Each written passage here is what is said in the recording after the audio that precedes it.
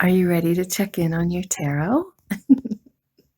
Come with me. Let's go look. I'm ready to shuffle. Virgo Sun, Virgo Moon. Hello. Let's do a love reading. Maybe we'll talk a little bit about sex. This is for adults only. It's entertainment only. It is entertainment only. This might not happen until your birthday. Who knows? Time is crazy in the world of tarot.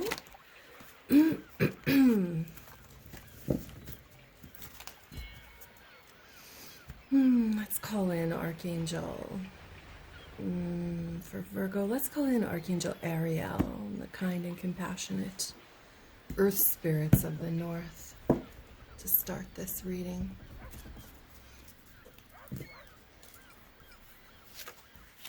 Oh yeah, the Two of Cups. Yeah, baby, that's what we want. What's challenging that? Oh, the Ten of Cups. So this is going to be potential here to be an emotional reading. It's more about a love connection that transcends romance. You know, it's a love that covers all venues of life, not just a surface romance. Yeah, the Chariot.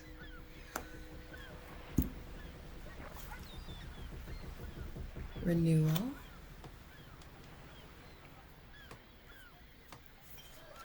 This is starting off really nice. Secrets. There you are. The King of Pentacles. There you are. Okay.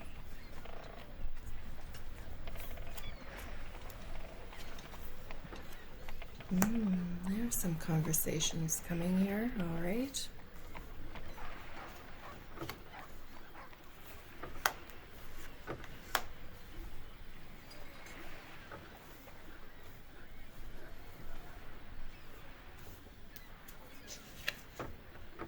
Yep. Wheel of Fortune. The Knight of Wands.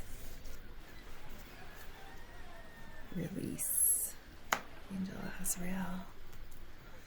Okay, so what are we talking about here? We're starting off with the Two of Cups, which is soulmate connection. Like I said, the love that transcends every mortal fiber and ounce and goes deep into the soul and is lifetimes together, right? I feel like this is somebody, I hate to say it, but it's feeling like somebody, like a reconciliation with somebody. You know what, though? Challenging that is the Ten of Cups, which is not trusting someone loving you sincerely, but you not believing it. You need to feel it deep down. And that person that you're involved with is going to feel it before you. And that might cause a bit of chaos or corruption along the way, just because you're not at the same frame that they are. But you will get there with this card. The destiny of this relationship is the Cancer, the Chariot, right? That Cancer energy of movement, emotional movement. The Chariot represents goodness, beauty, a relationship that's beautiful in every facet. That relationships can be beautiful, right? The grounded, reliable, stable, committed, dependable, faithful. We're moving into this, which is just your distant past. So this is somebody you've dated or been involved with or had a conversation with in the last 3 years. They're coming back into the picture. It might be somebody that you've forgotten about. It was just a pretty quick interlude in the last 3 years. They're coming back in hot and heavy. So then we're moving into the more recent past, which is the Moon. It could be a Pisces, it could be another Virgo. However, with this card here, the Moon card represents is that it's an important person, and you reconnect with them around a large event. Maybe it's an online seminar. It's like that Zoom, and you see their name in one of the meeting slots, and you're like, fuck, what are you doing here? It could be like that, all right? It could be, and that transits into something a bit more romantic, which then transits into something more breakthrough, which then transits into, I can't avoid this anymore. I can't avoid this anymore. So just taking a little face-to-face break here. Like, those were your first few cards. It should be feeling good. All right, you need to be feeling good. If it's not, you can swipe out. If it's feeling positive and inspirational, let's go continue.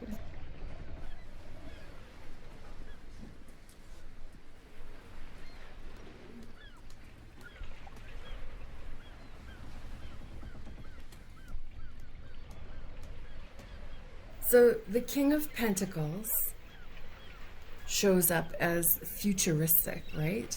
So it could be that this love comes in very emotional and romantic and affectionate and compassionate and moves ever so naturally into like a family-ish, grounded, reliable, involved love, resilient love.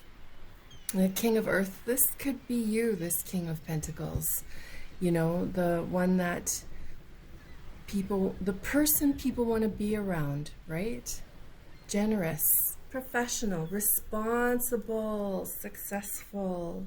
Doesn't that feel good? Doesn't that feel good to have that reciprocated back to you? Because that's going to be reciprocated back to you. We're moving over here.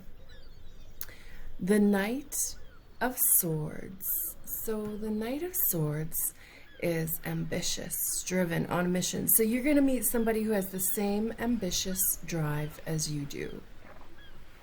You both are going to be idealistic and tireless.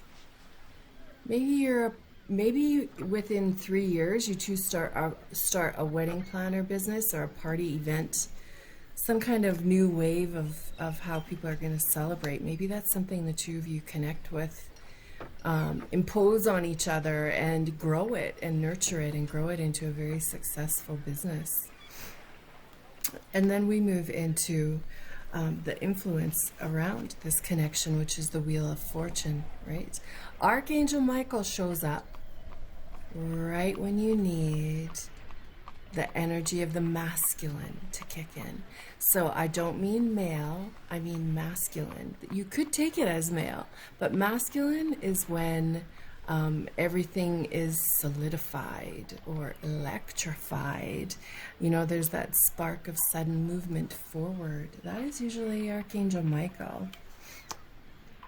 And then we move into the hopes and desires, which is the Knight of Wands, restless, sudden event. Again, Archangel Michael shows up, click, bing, does a sudden event that requires, you know, the two of you to think through this carefully and then release it for spiritual transformation. Time to move on. It kind of feels like the two of you have like a 4-year, 5-year romance tops. Now, why would you want to embark on a 5-year romance that has an end date or an expiry date? Is that so bad? Must love always be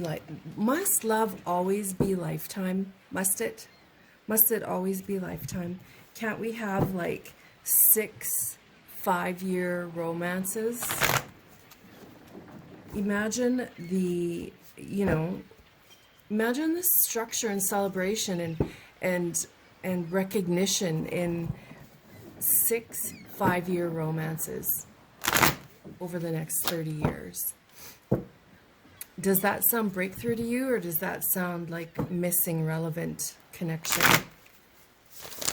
It just might be that the universe is moving into that, you know? We're going to do 5-year relationships now. So that you get love from so many different people. That is, you know, pivotal. 6 pivotal relationships over 5-year spans. But each of them are worthy and loving and full not just that 30-year long-term die out. Maybe.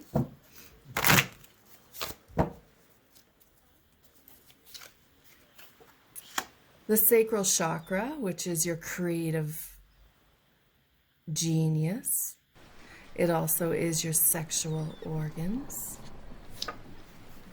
Here we are. This is my Wheel of Fortune, the Arch 8. Make a wish. Pause this right now and make a wish. Here we are with the Leo energy. This is my Leo, Fire Leo card, which also represents, though, adventure, action. Right? Maybe you've just recently broke up with a Leo, or Leo broke up. You ended a relationship, because these cards represent just, you know, recent past. Amber Dark. These two are having an intense conversation. This card is like, it's like,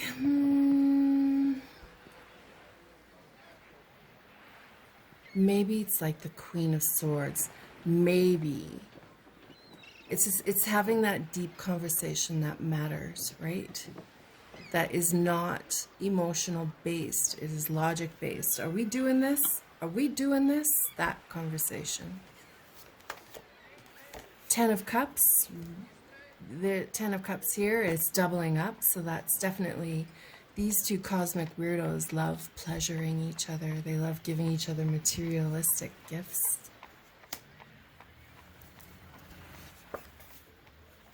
Wholeness. She's reached this level of freedom that drives people crazy. She's intelligent, truthful. Her self-esteem is like bonkers. You can say bonks for short. It's bonks. Anyway, she makes shit happen, this girl, because she's full of so much ingenuous, you know, like she just has a lust for everything, and it's infectious. The King throws. For me, this card is the King of Wands. Big Daddy Heartbreaker. What it represents, though, is that big fiery action and adventure. Somebody who makes your heart tick-tock. Tick-tock, tick-tock. A third eye storm. Finding a soul sister. All right. Going through a bit of a storm in your life spiritually, landing on the other side of the water with this soul sister you didn't know was going to be part of your life. And release. So look at this, you guys. Release, release. The High Priestess. Release. Whoa. I hope you just got shivers from that, because that is an intense, that is intense when you get that same card on the same slot. Like, there's a big release at the end of all this. Release of baggage, release of self-imposed struggles, release of a relationship once it's reached its potential. You are having a spiritual expansion, maybe. The Starfish card for me represents big love. It's hope. The Starfish is hope. So when I was, you might have heard this story, but I'll say it again. When I was little, I got pushed off a raft in the middle of a lake. I didn't know how to swim, so for me it was sink or swim. This card represents a starfish float to shore, where I made it safe. I starfish floated. I was 7. I starfish floated to the shore. And that card represents hope. And, you know, I will always think of the starfish as that moment I floated to the shore. So maybe that is just something that resonates for you. Let's keep going. The Wolf. Now, these two have very similar body language. I know this is the Wheel of Fortune, but perhaps this wolf is also a Wheel of Fortune. You know, taking somebody new in your life who changes the karma in your life.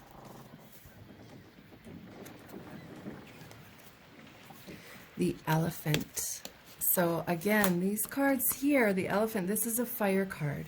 It represents Sagittarius, Aries, or Leo.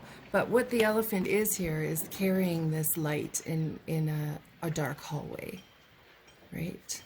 That elephant is carrying a light in a dark hallway. Again, this light. These oranges and yellows, yellow, yellow, yellow, and orange also are reminiscent of the sacral chakra, which is the sexual organs, your creativity, but your sexual organs are going to be feeling a lot of pleasure. The snake. Creative. The snake for me represents being scared of someone who actually is turns out to be your guardian, right? Your protector. Very much a Virgo card. Sea serpent is a spiritual connection. This card, snake, represents guardianship. This one represents spiritual or soul guardianship. Now, do you see the color combos? Repeating them. I can't talk right now. I'm running out of proper words. So these cards are all banking on each other's color coordination, which to me represents, you know, symmetry, synchronicity, symbology, being on the right path. Yes, the hummingbird for me represents a soul mate. The earthworm is very much a home plate, a soulmate and a home plate. Earthworm, of course, too, is very much a Virgo card. Captivated, earthworm finds its new home. A soulmate and a housemate, houseplate and soulmate. The tarantula is the fire card. So this, to me, it's with this soul sister, right? Your new soul sister, a new tribe member, part of your soul team shows up. She's going to be a Leo, a Sagittarius, or an Aries. And she's going to make an imprint on your world and your life in a very positive way. Now, this card, we've got two releases here. Do you want to take a guess at what this card might be? Pause your video and take a guess. What animal might be this card representing these two? Release and release. I wonder, I'm going to take a guess too. I wonder if it's an elk or an elk or a fish, maybe. Now you take a guess as well. You ready? Oh, the hawk. Yes, these cards look alike. Letting go, soaring, free, freedom. The hawk is a message from your spirit team, your soul guides, right? They're trying to get your attention. So this has been a lot of information. You might agree, you might not agree. You know, you maybe only needed to hear one or two sentences. Regardless, I love doing this. I'm so happy you've joined me, and I hope I see you again.